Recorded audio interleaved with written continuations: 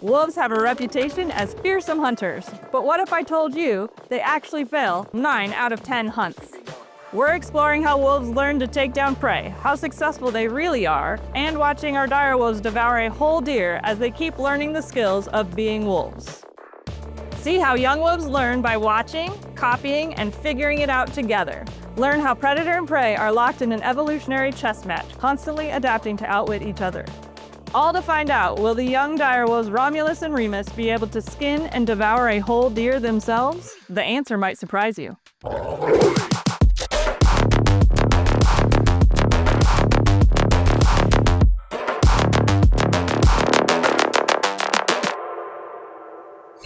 A misconception is like wolves just like kill all the time because they can. It takes a lot of work, a lot of coordination, a lot of effort because their prey is also learning to think and outmaneuver everything the wolf is doing. They're evolving together. Wolves in a pack start learning to hunt as soon as they're out moving. They're successful about 10% of the time. If you think about that, that's like you only eat once out of every 10 trips to the grocery store, but that's the reality of what it is out there. It's, again, a constant puzzle that they have to analyze and adapt. So it's not all just like the leader saying, go here, go here, go here. You have to pivot, adjust, and react. In the wild, young wolves follow adult wolves and juvenile wolves and start mimicking, just like we do. And they're learning how the pack will work together and communicate, but also everyone knows the goal. The goal is to take this down. And the more you watch something like that, the more you know how to react. Today we're going to feed Remus and Romulus a small deer.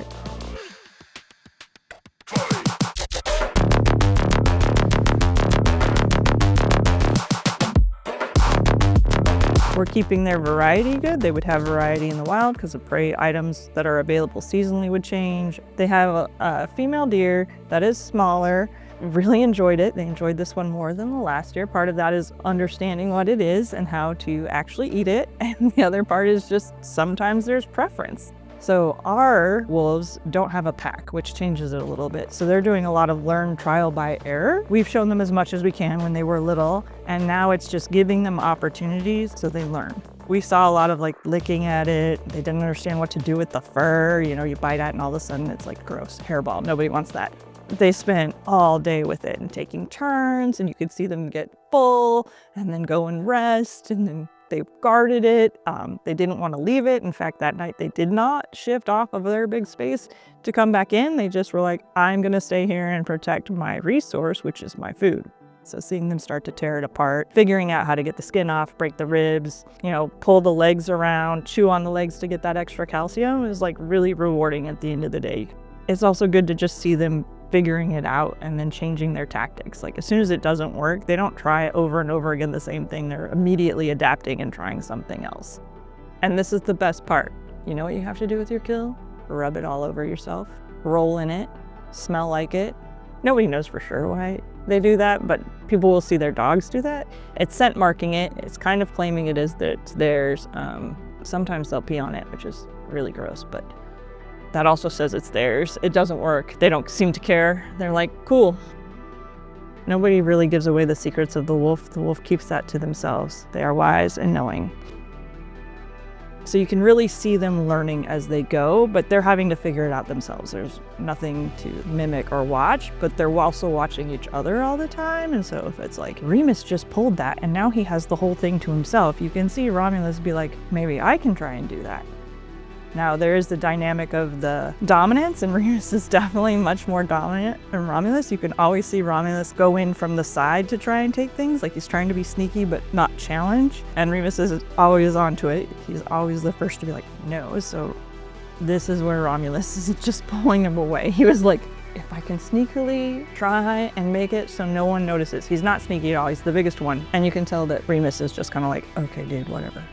Oh, somebody wasn't paying attention. He's cool. He's going to go steal it back in 5 seconds. He's learned that that's the better way, how he's going to succeed at getting to eat more. And so Remus is having to adapt to challenge that, but they're also learning that there's enough to share a little bit. And we as people like to share. We like to think that all these animals in the wild are like, we're a big happy group and we're going to share everything equally. That's not the case. It's not really the case for people. If you look at children on the playground, the biggest bully is going to get the most snacks. We intervene to make it fair because it makes us feel better.